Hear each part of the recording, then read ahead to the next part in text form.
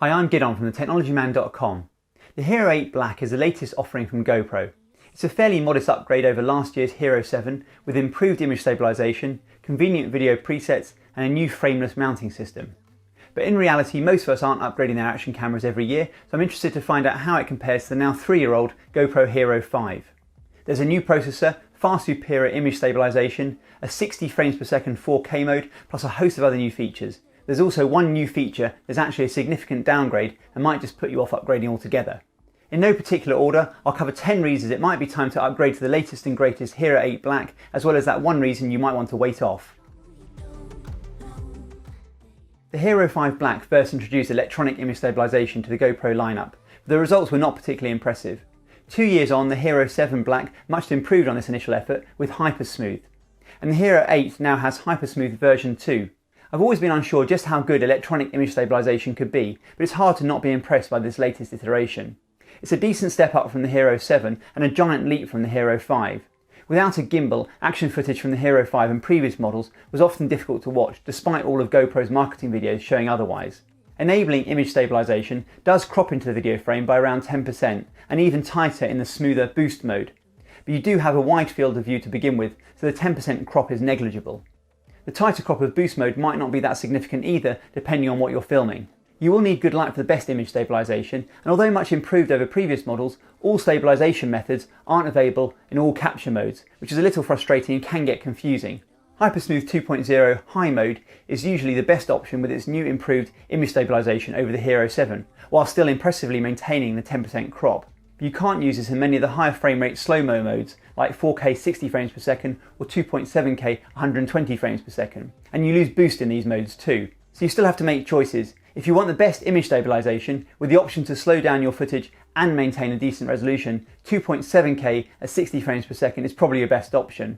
The much improved image stabilisation makes the image quality much better overall for most real-world usage scenarios. They've also improved the colour rendition over previous models. It's more saturated, which some won't like, but generally the resulting videos without any customisation are pleasing to most people, who aren't going to bother with any colour correction after the fact. You can still use a camera's Pro Tune settings to turn off GoPro colour and reduce contrast and sharpening if you do prefer to colour correct in post. The Hero 5 was the first model that was waterproof without any housing, with a completely new design. There's only been subtle design changes since then, and the Hero 8 Black is the first camera with any significant change. It still looks pretty similar at first glance, just slightly bigger, but you no longer need a frame to mount it in any of GoPro's accessories. The mount is built into the bottom of the camera in the form of folding fingers, held magnetically in place when not in use. It makes using the camera much more convenient. You don't have to remember to take the frame with you, but moreover, it was always a faff having to take off the frame to access the battery and memory card. Now there's one side compartment that's released with a stiff latch, revealing the battery, memory card and a USB-C charging port. It's now so much quicker changing the battery or removing the memory card. You do lose the HDMI output, which isn't a big deal for me, and the door, although designed to come off, seems to become detached far too easily. That's okay when you're at home, but if you're swapping batteries when you're out and about, it's easy to lose and it leaves the whole side of the camera exposed to the elements. A replacement door is available but costs £20 or $20. Removing the memory card seems harder than ever. I find it easier to remove the battery before removing and reinserting the microSD card. The mounting folding fingers are also replaceable should you manage to break them. There is noticeable flex in the mount if you don't have the thumb screw sufficiently tight. This new design also allows new mods, as GoPro call them, that expand the capabilities of the camera with a video light, a forward-facing display and a directional microphone. You do lose some protection though. The frame provided a substantial lip around the back that offers some protection to the LCD touchscreen. It might be wise to invest in the protective housing for certain activities. That is expensive and results in poor audio. It doesn't seem like a big deal, but GoPro has finally introduced presets like on DJI's Osmo Action to quickly change capture modes and accompanying settings. There are a huge combination of resolutions, frame rates, image stabilisation modes, Pro Tune's customization options, and field of views or digital lenses as GoPro now calls them. The camera now comes with some included presets, which is handy for getting started, but you can easily modify these or create your own entirely new presets. And it's pretty easy to reset them to their defaults if you start playing around with them.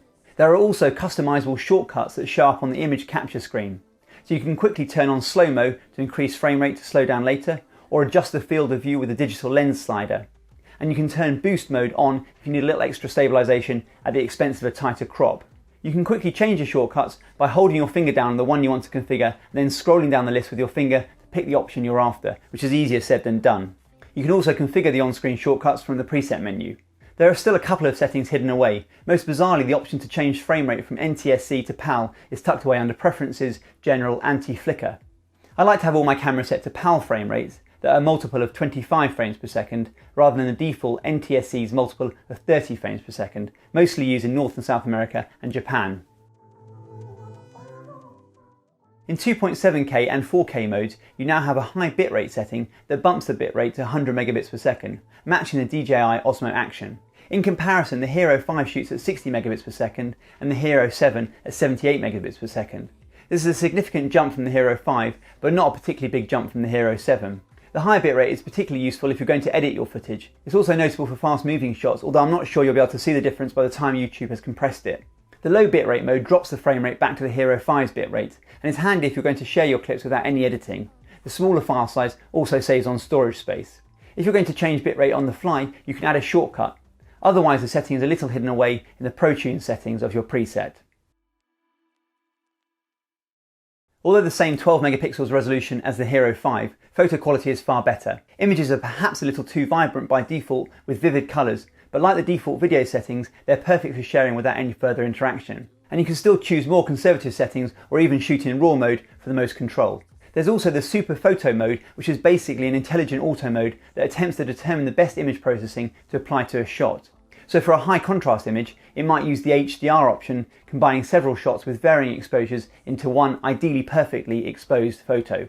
It is slow developing the shot, but I've had some good results, particularly with landscape photos. And the extra wide angle lens has gained wider appeal recently, with Apple and others including a similar lens on their smartphones. I'd recommend changing the default preset to use a linear digital lens unless you like the fisheye look. The Hero 5 Black could only shoot 4K video at 30 frames per second. All models succeeding it, including the Hero 8 Black, up this to 60 frames per second, which does allow for some slow motion to half speed. At 2.7K, you can now shoot at up to 120 frames per second for quarter speed slow motion versus half on the Hero 5. For super slow motion, you can shoot at 1080p up to 240 frames per second, which you could slow down to 1/8 of the speed, although you need plenty of light for decent quality. The Hero 5 Black was again half this frame rate. Together with the image stabilisation, you can get some really useful slow motion footage with this latest GoPro compared to the Hero 5. And I like that you can now play back the footage slowed down from the camera itself, as well as via the GoPro app. The GoPro app on iOS and Android works pretty much as it did with the Hero 5. It's useful for controlling the camera and transferring media across for sharing or basic editing. It's still a little slow connecting to the camera, and it still occasionally needs a couple of attempts. But there is one significant improvement with most recent cameras since the Hero 5, including the Hero 8. They now support 5 GHz transfer speeds. Transferring a 1 minute 4K file almost half a gigabyte in size took 2 minutes 17 seconds with the Hero 5. This same file took just 48 seconds, almost 3 times as fast. It makes using the app a much better experience overall. Not all smartphones and tablets support 5 GHz, so if you have any problems connecting to the Hero 8, try switching to 2.4 GHz under Preferences, Connections, Wi-Fi Band. There's a new horizon leveling feature that only works on Hero 8 footage, which attempts to dynamically adjust skewed footage, and it seems to work pretty well. The app is the easiest way of adding gauges to your video, for speed, elevation, GPS path, etc., so long as you had GPS turned on for the recording. Unfortunately, the GoPro Quick app for Windows is not so good. It's not able to play back the latest 4K HEVC recording smoothly, even on a top-spec computer. And files that have GPS data and I could add gauges to on the mobile app display a message that GPS wasn't switched on, so it's not possible to add gauges in the desktop app. It's disappointing, but hopefully an update will fix both these issues.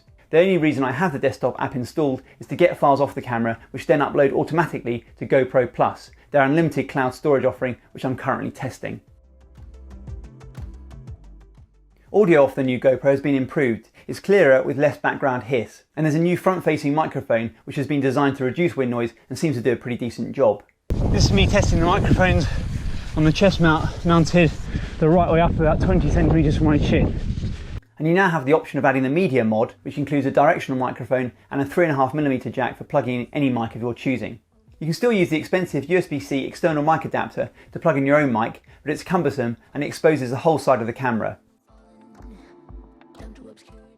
The Timewarp feature introduced in the Hero 7 is quite good fun. It combines time-lapse recorded footage with HyperSmooth image stabilisation. The new Timewarp 2.0 in the Hero 8 now has an auto speed setting, which makes it much easier to use. You don't have to think about settings, you just hit record. And there's a real time button that you can tap on screen to slow down a section of the video to real time. We'll see how much I actually use this feature, but the results do look good. The new LiveBurst mode is also interesting and works like live photos on Apple smartphones and 4K modes on some cameras like my Panasonic G80.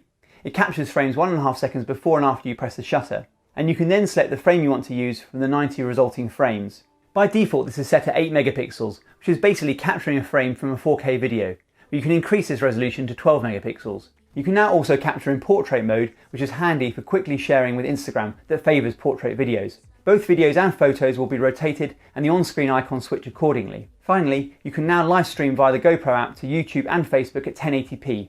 The Hero 7 introduced this feature, but only at 720p. After the Hero 5 Black, GoPro introduced their own GP1 processor to their camera lineup. This is still the same processor in the latest Hero 8 Black, 3 generations on, so it's getting a little long in the tooth. But it does allow for the impressive image stabilisation and many of the other new features in the more recent cameras. Moving around menu screens is also far quicker. It's still a bit clunky, but far better than the Hero 5 Black. Aside from saving some money, if there's one reason not to upgrade to the latest camera, it's the new integrated lens. You could easily replace the removable lens on previous models for around £20 or $20. GoPro claim this new lens is twice as tough. We'll have to see about that. You'll now need to send it back to GoPro to repair. I don't know how much that will cost, but it's not the greatest solution. They are hoping you'll subscribe to their GoPro Plus subscription for £5 or $5 per month, which includes 2 camera replacements per year.